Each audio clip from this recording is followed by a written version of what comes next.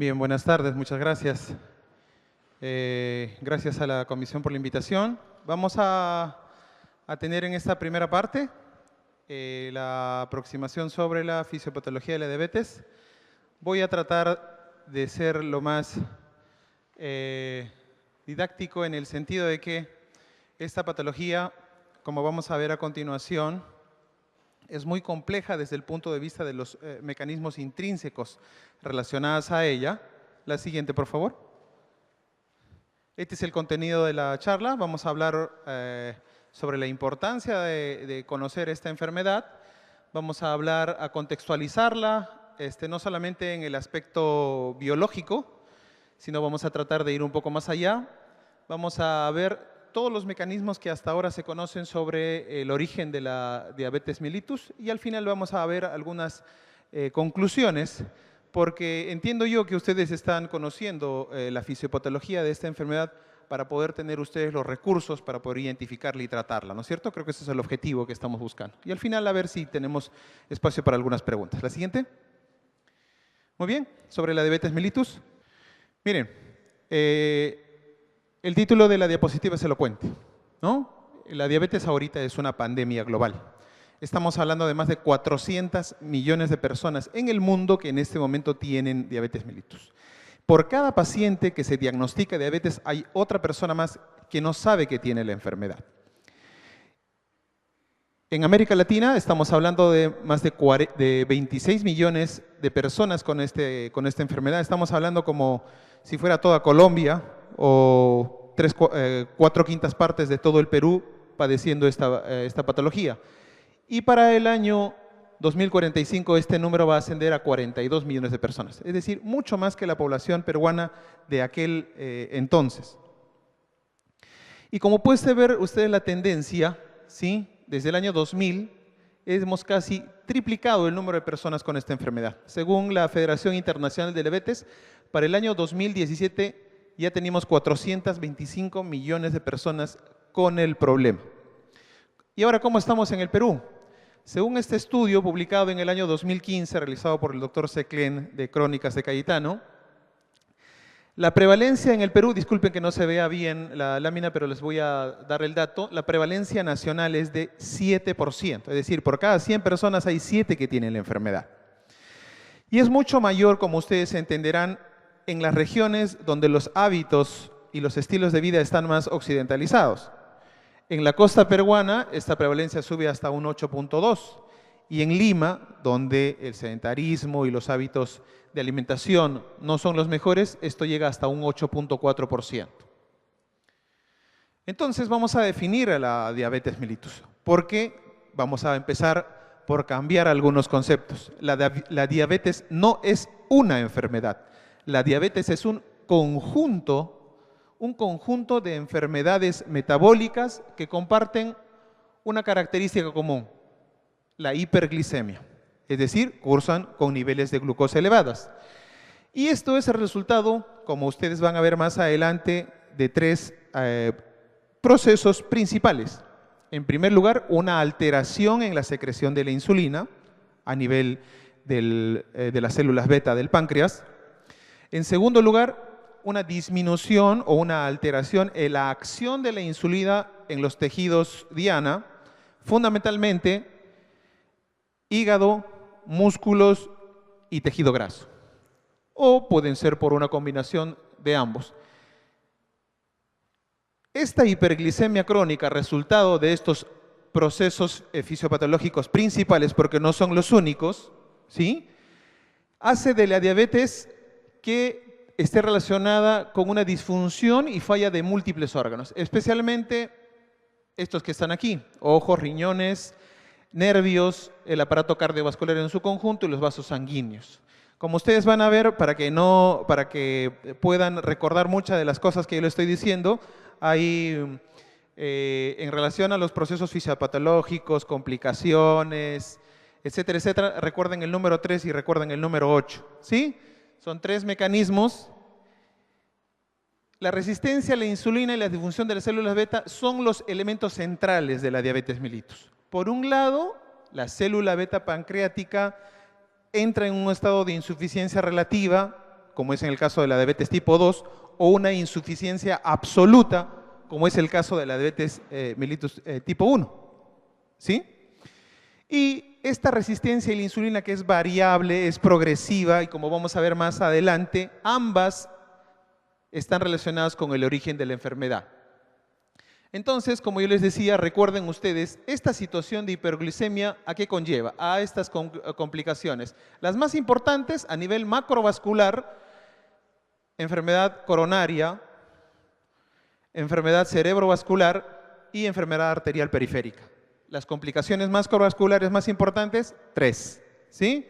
Las complicaciones microvasculares más importantes: pequeños vasos, retinopatía diabética, nefropatía diabética, que es la primera causa de enfermedad renal crónica terminal que requiere diálisis, primera causa, ¿sí?, de enfermedad renal crónica que va a requerir diálisis es la nefropatía de origen diabético, y la neuropatía diabética, que por sí sola no representa un problema, pero cuando esto empieza a progresar y se relaciona con alteraciones isquémicas, lleva a una complicación que en términos de morbimortalidad, el pie diabético es mucho mayor que el cáncer en todas sus formas. La mortalidad por un pie diabético es más del 60% a 5 años. Un paciente, hablamos de todos los tipos de neoplasias, no tiene esos niveles que puede llegar a un paciente con pie diabético amputado. Muy bien, vamos a clasificar. Sobre la clasificación no nos vamos a detener mucho, solamente vamos a ver los aspectos más importantes, ¿sí? Según las últimas clasificaciones, hay 4 grupos de diabetes mellitus, como ya hemos precisado antes. Naturalmente no se usa esta clasificación. Anteriormente hacíamos una primera aproximación, ¿no es cierto? Paciente joven, requiriente de insulina, pensábamos en tipo 1. Paciente mayor, con obesidad central, relacionado con dislipidemia, y que no era requiriente de insulina desde el momento, generalmente tipo 2. Como vamos a ver más adelante, esto ahora es relativo. Entonces, la diabetes mellitus de tipo 1, que representa entre el 5 a 10% de todos los casos de diabetes, ¿sí?, está fundamentalmente relacionada con la autoinmunidad. La autoinmunidad relacionada con factores dietéticos, con presencia de infecciones, sobre todo las virales, y en algunas de ellas, en un porcentaje, no se llega a demostrar esta situación de autoinmunidad, por lo tanto queda en la condición de idiopática. La diabetes de tipo 2, que es el grupo de patologías sobre las que vamos a detenernos un poco más sobre los aspectos fisiopatológicos más adelante, representa casi el 95% de los casos de diabetes. La diabetes gestacional es importante, ¿sí? Hay que recordar que durante el embarazo las necesidades de insulina se incrementan, ¿sí? Hay mayor acción de hormonas contrarreguladoras. El lactógeno placentario es una de ellas. Entonces, lo que se acostumbra ahora en todas las pacientes que tienen riesgo, antecedentes familiares, antecedentes personales relacionados con el síndrome metabólico, ¿sí?, hay que hacerles screening a todas. Y si existe un riesgo intermedio, hay que hacer un test de tolerancia a la glucosa entre la semana 24 a 28. ¿Ok? Esta condición de diabetes mellitus gestacional requiere una aproximación y un tratamiento particular, pero que generalmente después del parto vuelve a un estado de euglicemia. Pero significa que tras el parto, ¿sí?, hasta un 30 o un 60% de estas pacientes o tienen un riesgo de desarrollar diabetes en el futuro. Los otros tipos de diabetes, como ustedes pueden ver, son múltiples. Vamos a mencionar algunas de ellas.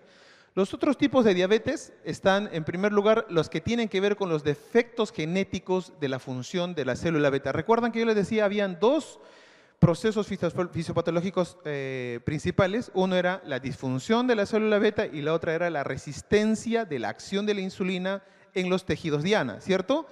Bueno, aquí cuando hablamos de defectos genéticos de la función de la célula beta, aquí sí estamos hablando de una condición que es suficiente y necesaria para desarrollar la diabetes mellitus. Es decir, este paciente tiene una condición por la cual no produce insulina o lo produce en cantidades inadecuadas, ¿sí? Y aquí están este grupo de enfermedades que se denominan diabetes MODI, que son las diabetes, ¿no es cierto?, que aparecen generalmente en pacientes jóvenes, ¿sí? La diabetes de tipo 2, que está relacionada con alteraciones en el cromosoma 7 a nivel de la glucoquinasa, generalmente aparece en niños y en pacientes más jóvenes. La diabetes de tipo 3, que está relacionada con una alteración en el factor nuclear hepático de tipo 1, ¿sí? Generalmente aparece en gente un poquito mayor, adultos jóvenes, adultos. Y la otra, el otro grupo de diabetes también de origen genético, no tiene su origen en la célula beta, sino tiene su origen en el sitio de acción de la insulina, es decir, a nivel de los receptores de la insulina. Y aquí tenemos este grupo de patologías, algunas de ellas, como el síndrome de Mendelssohn, que es un síndrome que tiene características de alteraciones oculares, otras endocrinopatías y entre ellas también la diabetes mellitus, relacionado con el defecto genético a nivel de los receptores de la insulina. Y así podemos nombrar otro grupo de patologías en el grupo 4 relacionadas con alteraciones del páncreas exocrino, traumatismo pancreático, postpancreatitis, depósitos de hierro en el páncreas, ¿no es cierto? Otras endocrinopatías que están relacionadas con mayor actividad de las hormonas contrarreguladoras, a saber, las 4 hormonas contrarreguladoras: cortisol, hormona de crecimiento, glucagón y las catecolaminas. Entonces, cualquier endocrinopatía que esté relacionada con un incremento de estas hormonas contrarreguladoras, por ejemplo, un glucagonoma, un tumor productor de glucagón, va a producir un estado de hiperglicemia, por lo tanto, diabetes. El síndrome de Cushing, un estado de hipercortisolismo, también. La acromegalia, un estado donde hay una hipersecreción de hormona de crecimiento. De la misma manera que el feocromocitoma, que es un tumor de las glándulas suprarrenales productoras de catecolaminas, de la misma manera, ¿ok? A nivel de sustancias externas, el grupo más importante de medicamentos relacionados con el desarrollo de la diabetes mellitus, sin lugar a dudas, son los glucocorticoides. Glucocorticoides en enfermedades autoinmunes, glucocorticoides en enfermedades agudas, glucocorticoides para el tratamiento de las endocrinopatías. En general, los glucocorticoides son el grupo más importante para el desarrollo de la diabetes mellitus inducidas por drogas. Infecciones y otras formas infrecuentes de diabetes mellitus, que esta la voy a dejar aquí. Pero lo que quiero mencionarles era, recuerdan que al inicio les mencionaba antes, ¿no es cierto?, el fenotipo nos podría casi definir de qué tipo de diabetes estamos hablando. Bueno, esto se ha relativizado, ¿sí?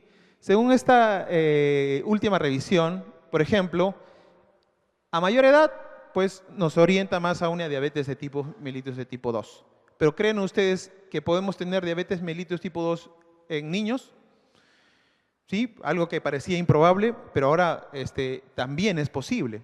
Depende. Si es un niño de 12, 13 años que tiene obesidad central, ¿no es cierto?, que tiene acantosis, pues no vamos a pensar en una diabetes de tipo 1, ¿sí? Entonces, la edad, el fenotipo y la condición de no obesidad, que esté relacionado con el síndrome metabólico, que tenga predisposición genética. Sobre este gen vamos a hablar un poco más adelante. La presencia de autoanticuerpos pues nos orienta a una diabetes de tipo 1, ¿sí? Las necesidades de insulina desde el inicio también, ¿no es cierto? En cambio, si tenemos un paciente de mayor edad relacionado con síndrome metabólico, en el cual hay una situación de enfermedad inflamatoria supresticia, y el péptido C está en cantidades suficientes, es decir, que no hay una deficiencia de producción de insulina, pues nos orienta más. Ahora, en el intermedio tenemos a la diabetes que se le conoce como diabetes 1.5 o la diabetes autoinmune del adulto, ¿sí?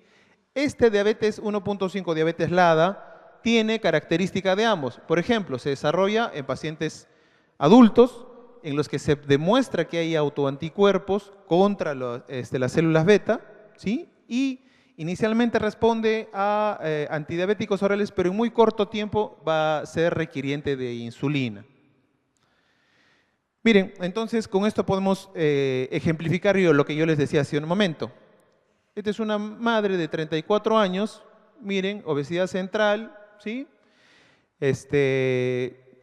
Y si no, lamentablemente la fotografía no nos ayuda, pero la paciente tiene acantosis nigricans. Entonces, con todo este fenotipo y con la edad y todo, y con el diagnóstico al cual nosotros llegamos, hablamos de diabetes de tipo 2.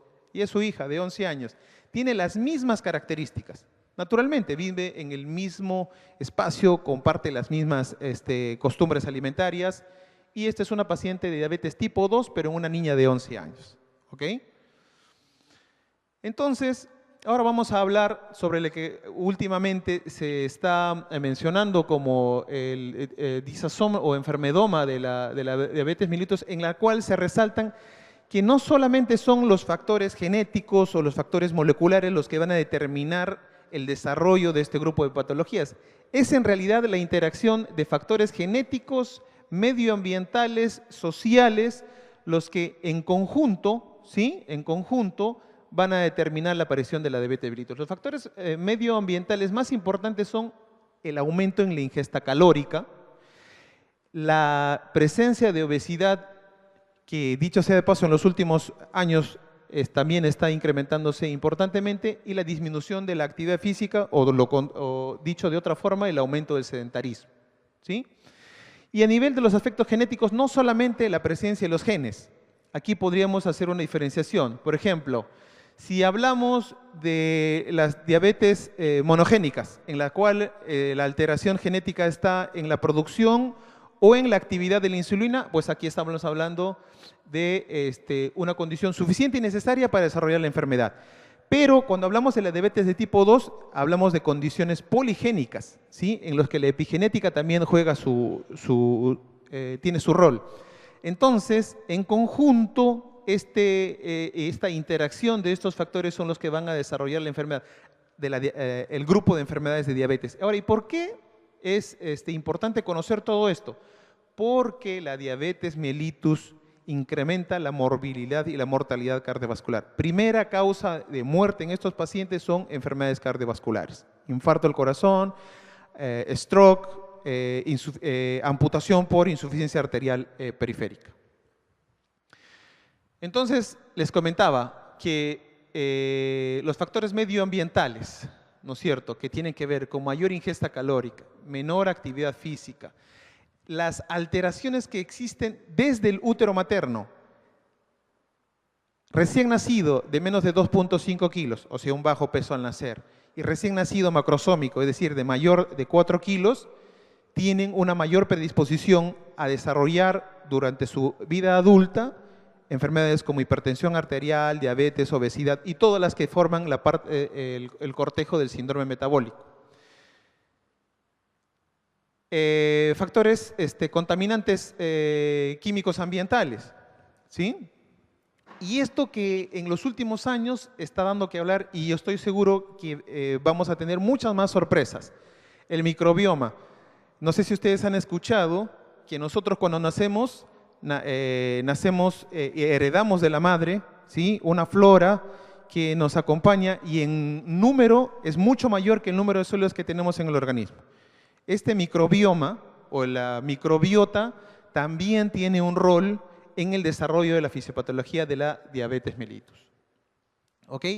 Entonces, como yo les mencionaba, no solamente es la interacción molecular, proteica, genética a nivel celular, las que tienen naturalmente interacciones e interrelaciones, ¿sí?, sino a su vez esta red de interacciones a nivel celular tienen su correlato a nivel de la relación que existen también entre enfermedades. ¿Qué duda cabe que la obesidad está relacionada con la diabetes mellitus y esta con la hipertensión arterial, con la dislipidemia, con enfermedades autoinmunes, con cáncer, etcétera? ¿De acuerdo? Y a su vez, las otras interacciones que existen a nivel de redes sociales, porque ¿recuerdan a esa madre y a esa niña? ¿Qué aspectos creen que ustedes, esas personas comparten?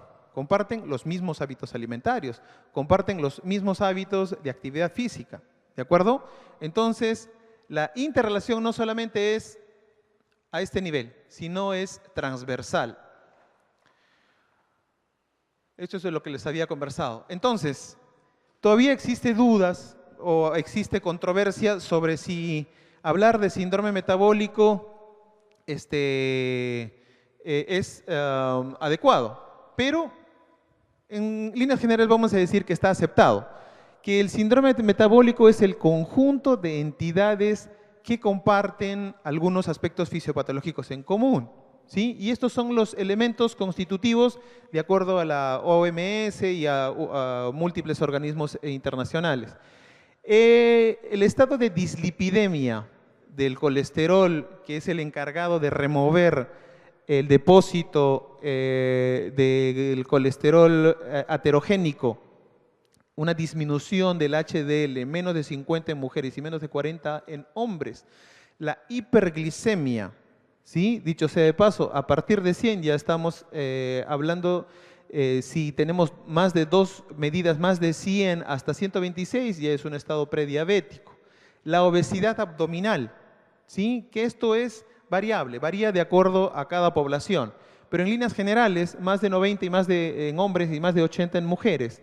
Un estado de presión arterial sistólica de más de 130 y una diastólica más de 85, y según las últimas guías probablemente haya algunos cambios en estos niveles, ¿sí?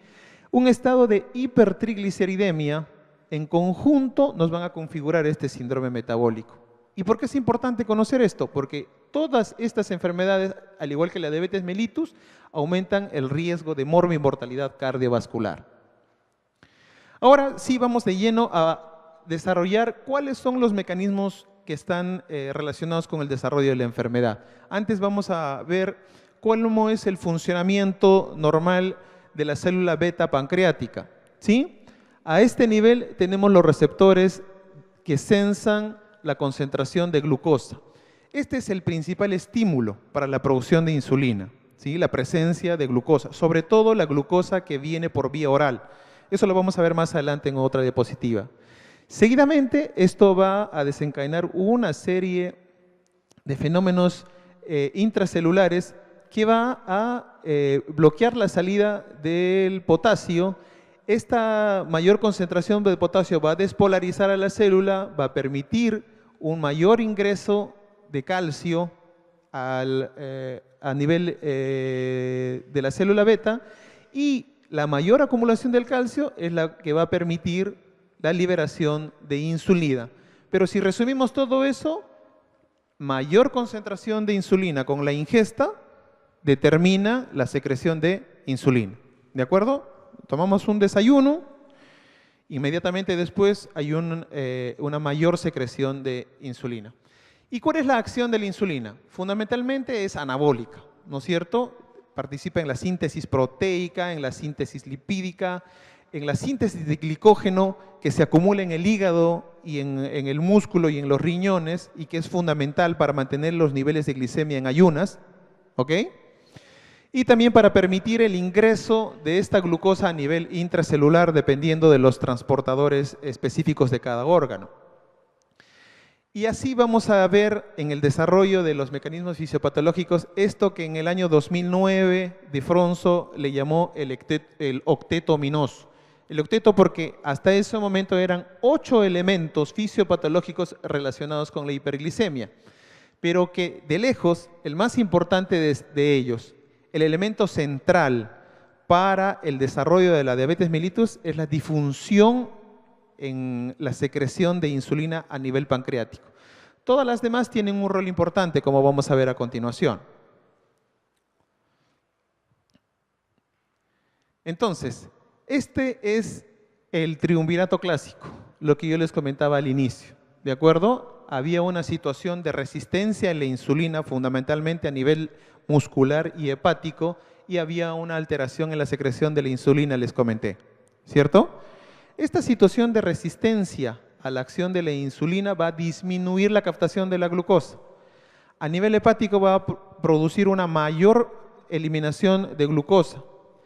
Y A la larga va a obtener, si la célula beta pancreática todavía está en capacidad de responder, ¿cómo va a responder ante esta situación? Produciendo más insulina.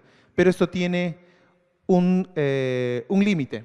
Cuando este límite es superado, pues la hiperglicemia se va a perpetuar y la diabetes mellitus se va a instalar. Vamos a desarrollarla un poco más. A nivel hepático, lo que ocurre es que el exceso de calorías ingeridas va a incrementar la formación de ácidos grasos libres. Esta mayor concentración de ácidos grasos libres a nivel de los hepatocitos va a bloquear la acción de los receptores de la insulina. Por lo tanto, la insulina no va a poder cumplir el efecto que debería tener a este nivel. ¿De acuerdo? Así vamos a tener una mayor resistencia a la insulina a nivel hepático.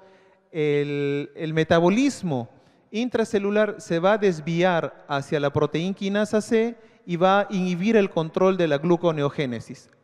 ¿Qué se va a producir al final? Un aumento en la producción de glucosa a nivel hepático. Entonces, en este gráfico podemos ver que la producción de glucosa hepática basal en los pacientes diabéticos, miren, es muchísimo mayor que en las personas que no tienen esta condición. ¿Sí? En ayunas, una persona que tiene la enfermedad tiene mayor producción de glucosa a nivel hepático, por lo que yo les había comentado anteriormente. A nivel muscular ocurre más o menos lo mismo, ¿sí? Normalmente la insulina se une a su receptor, activa el receptor de insulina de tipo 1, este a su vez va a activar al fosfoinositol de tipo 3, ¿no es cierto? Y este fosfoinositol 3 activado va a permitir la acción de los transportadores de glucosa de tipo 4 o los GLUT4, y estos GLUT4 van a permitir el ingreso de la célula al intracelular y se va a dar todo lo que nosotros hemos visto: síntesis proteica, síntesis de glucógeno, síntesis de lípidos, etcétera, etcétera. Pero ¿qué ocurre cuando cuando esto no se da de esta forma? Se va a fosforilar no el receptor de la insulina a nivel de su grupo tirosina, sino a nivel de su terminal serina, y lo que va a ocurrir es que no se va a activar esta vía del fosfoinositol, sino se va a activar la vía de la proteína quinasa C, ¿no es cierto?, por acción, esta vez también, de una mayor concentración de ácidos grasos libres. Y por lo tanto, no va a permitir la actividad de los transportadores de glucosa, y por lo tanto va a disminuir la captación de glucosa a nivel muscular. ¿Qué se llama esto? Se llama resistencia a la insulina. Entonces, ante esta resistencia a la insulina, ¿cómo creen que ustedes reacciona el páncreas? El páncreas, para vencer esta resistencia, en un momento tiene que incrementar su producción de insulina. A nivel muscular, entonces, miren cómo es la captación de glucosa mediada por la insulina, ¿sí? Tiene este nivel. En un paciente diabético esto está disminuido. Si lo vemos en este gráfico de la misma manera, ¿no es cierto? Es más o menos el 50% de lo que ocurriría en un paciente que tiene la sensibilidad a la insulina conservada. Entonces, a nivel muscular podemos definir estos tres mecanismos: el transporte alterado de la glucosa, una síntesis reducida de glucógeno y una alteración en la oxidación de la glucosa. Y esto se va a dar por alteraciones en la transducción de la insulina. En estado normal ocurre lo que yo les había comentado, ¿no es cierto? El receptor de insulina se va a fosforilar y va a activarse este fosfoinositol y se van a producir todos estos efectos anabólicos. Si se bloquea esto, se va a derivar la fosforilación no a este nivel, sino a través de la proteína quinasa o de la MAP quinasa, y se va a activar todo el fenómeno inflamatorio, aterosclerótico, que está relacionado con la mayor mortalidad cardiovascular. Entonces, podemos en resumen, miren, inicialmente los niveles de insulina van a ir incrementándose ante la resistencia de la insulina. Hasta ese momento los niveles de glucosa todavía no están tan alterados, pero cuando la función de la célula beta ya no es capaz de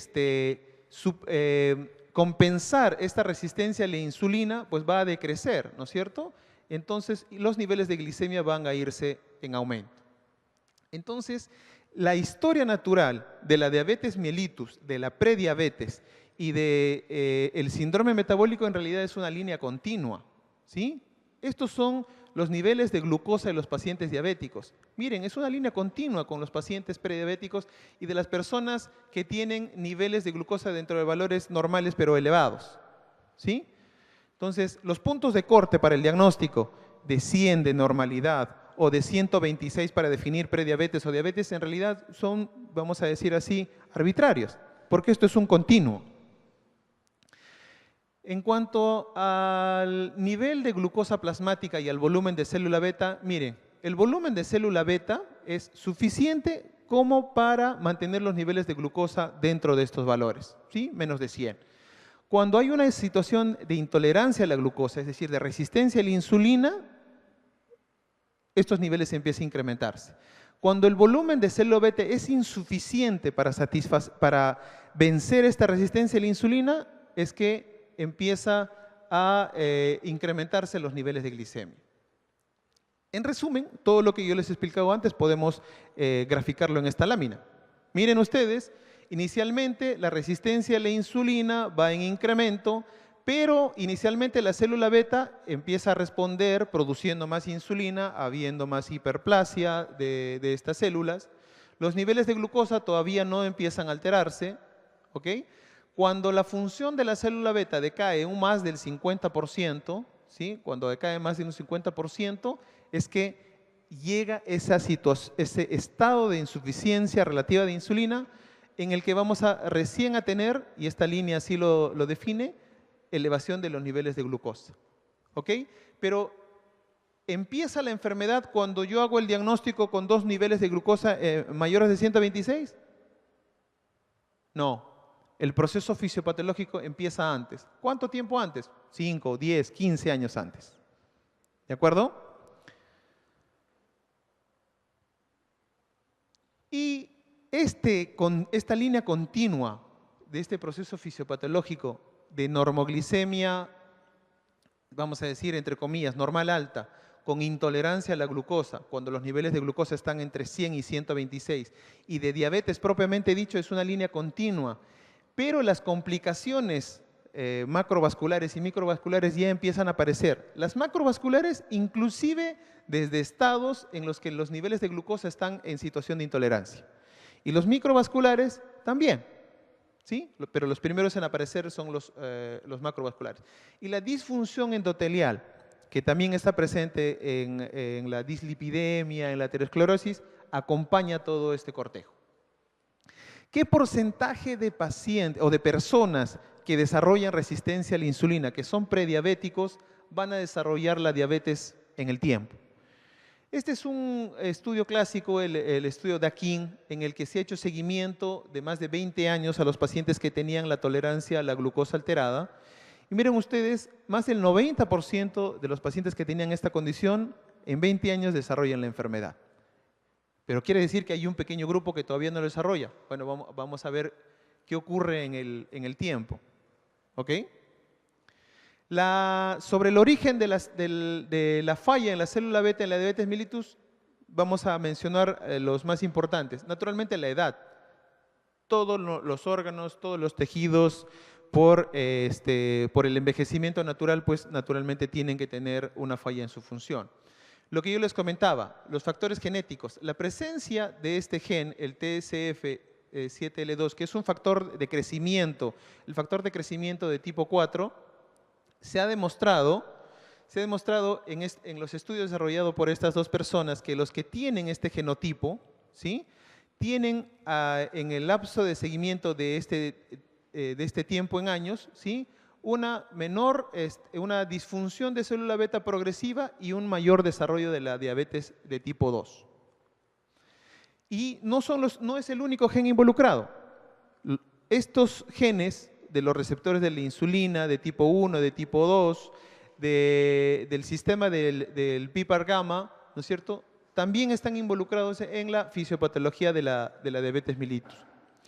El estado de lipotoxicidad, que generalmente es secundario a un incremento de la ingesta alimentaria, ¿sí?, lo que va a determinar es que lo que va a determinar que esta lipotoxicidad, inicialmente, ¿dónde se deposita el exceso de calorías que nosotros ingerimos? Empieza a acumularse en el tejido graso, ¿cierto? Principalmente, pero eso también tiene un límite. Cuando el adipocito supera su capacidad de almacenamiento, el exceso de moléculas de grasa van a empezar a acumularse en el músculo, en el hígado, en el páncreas y en otros órganos. Esa situación se conoce como lipotoxicidad. Y esta situación de lipotoxicidad se ha podido demostrar en un experimento, ¿no es cierto? Cuando se administra solución salina, miren cómo es la respuesta de secreción de la insulina en su fase rápida y luego en la fase lenta, ¿sí? Cuando se hace una administración de un concentrado lipídico, la secreción de insulina es más o menos del 50%. Es decir, la presencia de lípidos a nivel sanguíneo va a determinar una menor secreción de insulina en las células beta.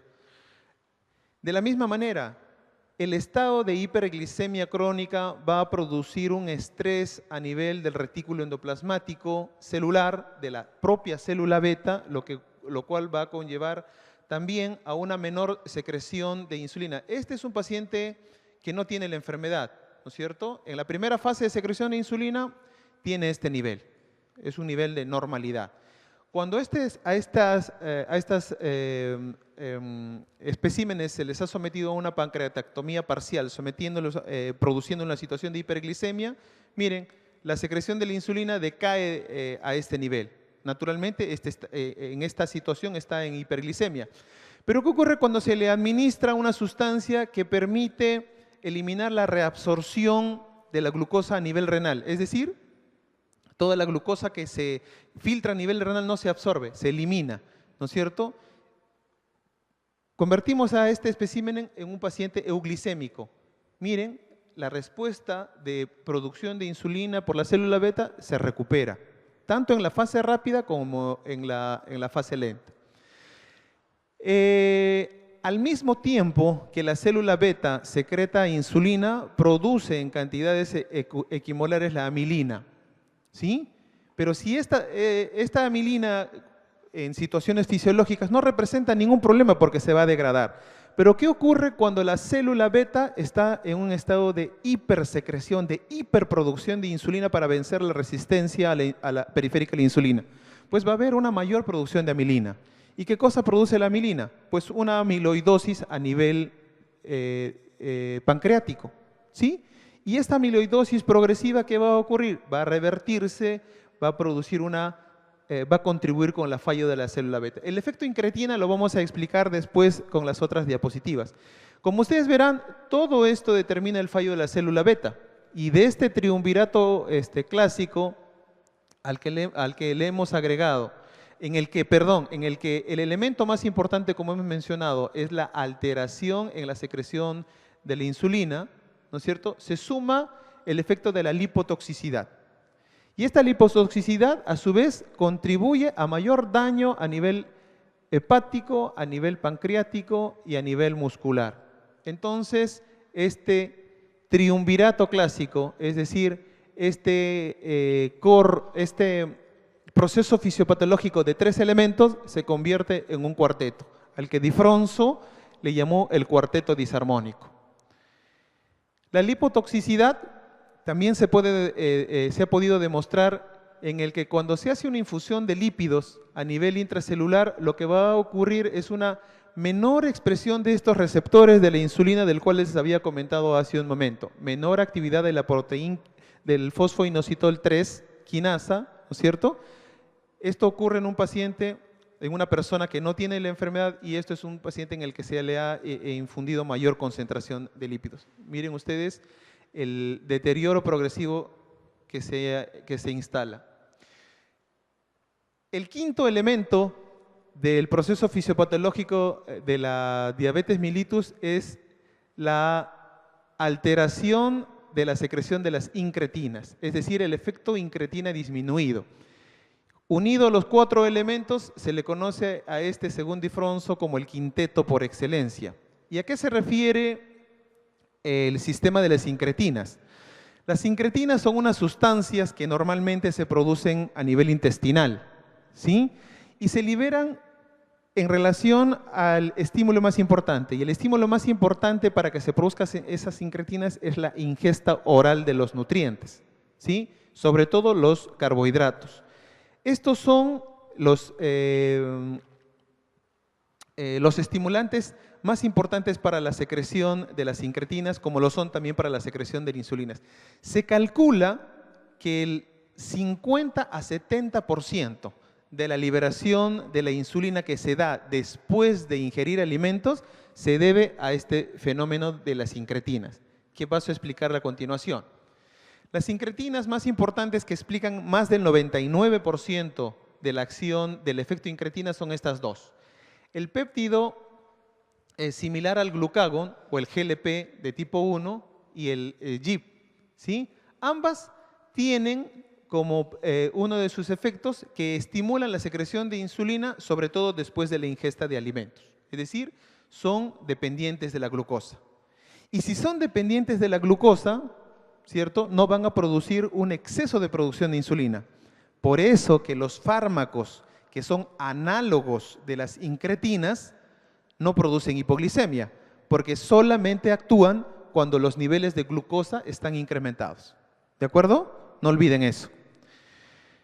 ¿Qué otra cosa hacen las incretinas? Pues estas mejoran la supervivencia de las células beta por varios mecanismos. Uno de ellos es porque suprimen la secreción de glucagón. A menor glucagón, menor producción de glucosa a nivel hepática. Menor glucosa, menores necesidades de insulina y por lo tanto una mayor supervivencia de células beta. Y esta es la única que a su vez también tiene efecto en disminuir la producción hepática de la glucosa.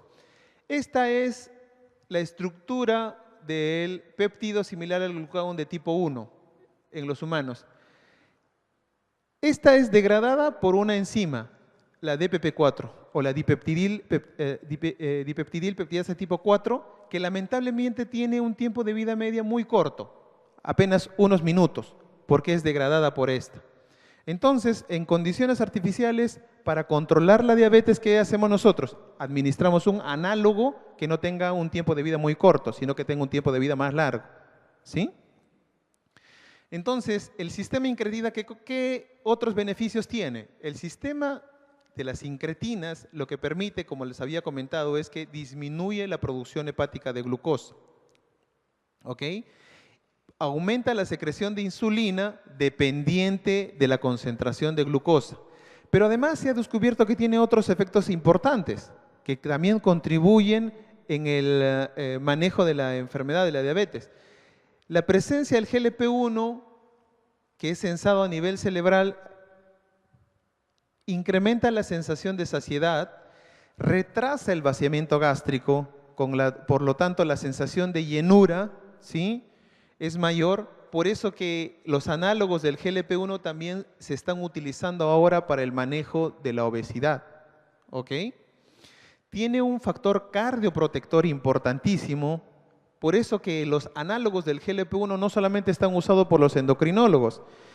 Actualmente los cardiólogos están haciendo muchos ensayos clínicos para poder demostrar o corroborar estos efectos de protección cardiovascular importantísimos. ¿Y qué es el efecto incretina? Miren, esta es la secreción de insulina, ¿sí?, después de la ingesta de alimentos por vía oral, ¿sí? Y esta es la secreción de insulina después de la administración de glucosa por vía endovenosa. Esta diferencia, esta situación de mayor secreción de insulina, ¿no es cierto?, a igual administración de glucosa, pero que es mayor cuando se da por vía oral, es lo que se ha denominado ese efecto incretina, que en personas normales es más o menos, tiene esta forma, pero en los pacientes diabéticos esto no ocurre. En los pacientes diabéticos el efecto incretina está disminuido, ¿ok? Con esto podemos demostrar el quinto elemento en la fisiopatología de la diabetes. De igual manera, mire, en un paciente normoglicémico el efecto de incretina tiene esta configuración, es decir, una mayor producción de insulina con estas concentraciones de GLP-1. Un paciente diabético es muchísimo menor, ¿ok? Entonces, hemos hablado ya de la disminución, de una disminución de la captación de glucosa a nivel muscular, un incremento de la producción hepática de glucosa, un efecto de lipotoxicidad a nivel de estos órganos diana, una alteración de la secreción de insulina, un efecto incretina disminuido. ¿Ok? A esto le vamos a agregar el sexto elemento. Con esto tenemos el secteto cetáceo, ¿no es cierto? Que es un incremento de la producción de glucagón por las células alfa del páncreas. Normalmente el glucagón es el principal contrarregulador del efecto de la insulina. ¿Sí? ¿Qué ocurre cuando... ¿A qué hora es la última ingesta normalmente en ustedes? ¿A qué hora cenan? ¿8, 9 de la noche? ¿7? ¿Sí? Pero a pesar de eso, a pesar de que no tenemos ingesta calórica hasta 7 de la mañana del día siguiente, los niveles de glucosa nunca decaen, ¿no es cierto? Y esto se debe fundamentalmente al efecto del glucagón. ¿Sí? El glucagón, ¿qué cosa promueve? La liberación de todo ese glucógeno almacenado a nivel hepático, en un 75-80%, y el restante 20-25% la liberación del glucógeno almacenado a nivel del parénquima renal. ¿Ok? Entonces, esto ocurre en condiciones normales. Entonces, el glucagón es el principal antagonista, el principal contrarregulador de la insulina. ¿Sí? Pero ¿qué ocurre en los diabéticos? Existe una hipersecreción de glucagón basal en las personas que tienen diabetes. Miren, en personas, esta es la secreción de glucagón y esta es los niveles de glicemia. Cuando los niveles de glicemia están dentro de rangos de normalidad, ¿sí? la secreción de glucagón no excede estos valores. Pero en los pacientes diabéticos, ¿sí? Mayor nivel de glicemia están relacionados con mayor niveles de glucagón a nivel plasmático.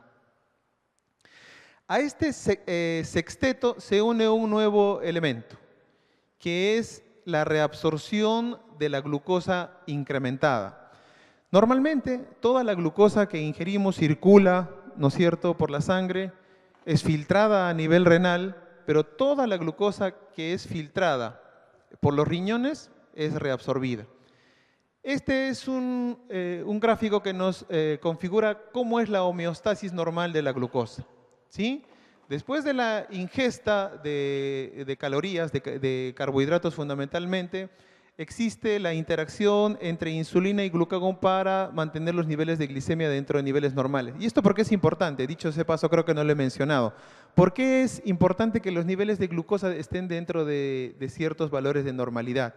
Porque existen órganos que son glucosa dependientes casi en su totalidad, fundamentalmente el cerebro. ¿Sí? Entonces, el suministro de glucosa proviene en ayunas a nivel hepático. Toda la glucosa circulante es filtrada en los riñones y también la totalidad de lo que es filtrado es reabsorbido en los túbulos contorneados y en los túbulos colectores. ¿De acuerdo? Esto lo vamos a ver en unas diapositivas más adelante. Por lo tanto, el balance neto debe ser de 0 gramos de glucosa al día. ¿Sí? Porque por efecto de la gluconeogénesis y de la glucogenólisis, ¿no es cierto?, se producen más o menos unos 250 gramos de glucosa al día. De estos, casi el 50% es utilizado por el cerebro y el restante por el resto de órganos en el cuerpo. Entonces, la glucosa que es filtrada en su totalidad es reabsorbida a este nivel, en un 90% por el simportador sodio-potasio de tipo 2 y un 10% por el simportador de potasio de tipo 1.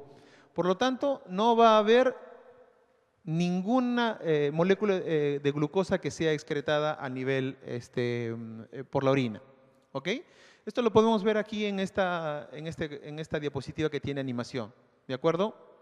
Entonces, la carga de glucosa que es filtrada, ¿sí?, prácticamente se reabsorbe en su totalidad.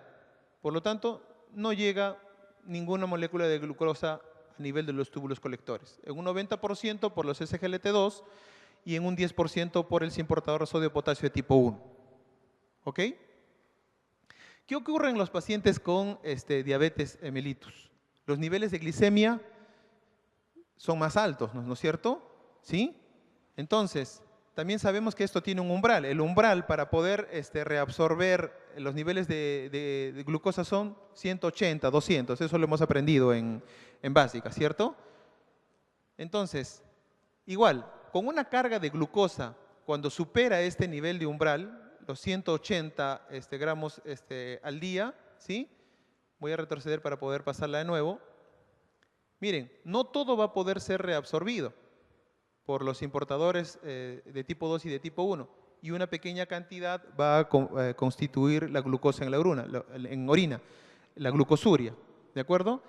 Ahora, ¿qué ocurre con este umbral en los pacientes diabéticos? Se incrementa, ¿sí? No es 180, es más, es 230, es 240. Entonces, esta situación de alteración en la reabsorción de la glucosa constituye el otro elemento fisiopatológico para perpetuar esta situación de hiperglucemia.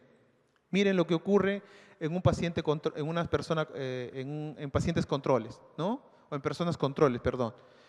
Los niveles de SGLT2 tienen un nivel de normalidad. En pacientes diabéticos, estos niveles de SGLT2 están incrementados. Hay una mayor reabsorción de glucosa a nivel renal, ¿ok?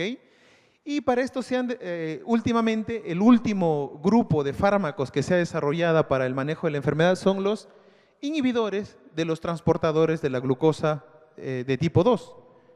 Lo que permiten estos fármacos es que van a inhibir esta reabsorción de glucosa a nivel renal, que está incrementada, y la orina se va a filtrar, la glucosa se va a eliminar por la orina, ¿sí? Ese es el nuevo grupo terapéutico.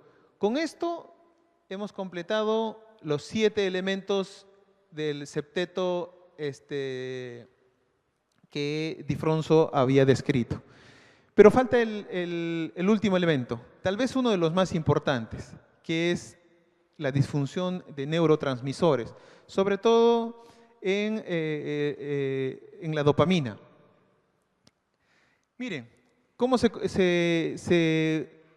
entra a este círculo vicioso de alteraciones metabólicas relacionadas con la diabetes mellitus. La alimentación excesiva, es decir, una alta ingesta calórica, unida a la inactividad física, van a predisponer esta situación de obesidad que naturalmente está íntimamente relacionada con una mayor resistencia a la insulina en hígado, músculo y tejido adiposo. Lo que va a hacer en un primer momento es una mayor proliferación de células beta que van a responder a esto, ¿sí? Para tratar de vencer esta resistencia a la insulina. Pero va a llegar un momento en que la respuesta de las células beta va a ser superada y se va a instaurar la diabetes de la diabetes mellitus. ¿Qué ocurre a nivel del sistema nervioso central? Pues va a haber un incremento del tono simpático mimético y va a haber una disminución de los niveles de dopamina, a pesar de los niveles de hiperinsulinemia producto de esta mayor hipersecreción de las células beta a nivel del páncreas. Porque recuerden ustedes que la insulina es un potente anorexigénico. O sea, cuando los niveles de insulina empiezan a incrementarse, el apetito empieza a disminuir. Pero esto no ocurre en los pacientes diabéticos. Probablemente a nivel cerebral también esté ocurriendo el mismo proceso de resistencia a la insulina. Es decir, esta hiperinsulinemia no va a ser captada a nivel cerebral. Por eso que paciente obeso, paciente diabético, a pesar de que ha ingerido una cantidad importante de carbohidratos, sus deseos de alimentarse van a ser van a ser continuos, ¿ok? Y esto va a llevar a una mayor ingesta y naturalmente el círculo vicioso se va a perpetuar. En resumen, ¿estoy con el tiempo bien? Si alguien me puede decir. 5 minutos, perfecto.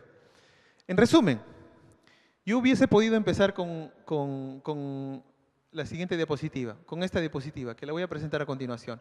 Pero vamos a resumir que existen múltiples mecanismos aparatos y sistemas que están involucrados en la fisiopatología de la diabetes mellitus. Naturalmente existe una base genética, monogénica, en cuanto se refiere a alteraciones en los genes relacionados con la producción de insulina a nivel del páncreas y a nivel de los receptores de insulina en los órganos NIADA.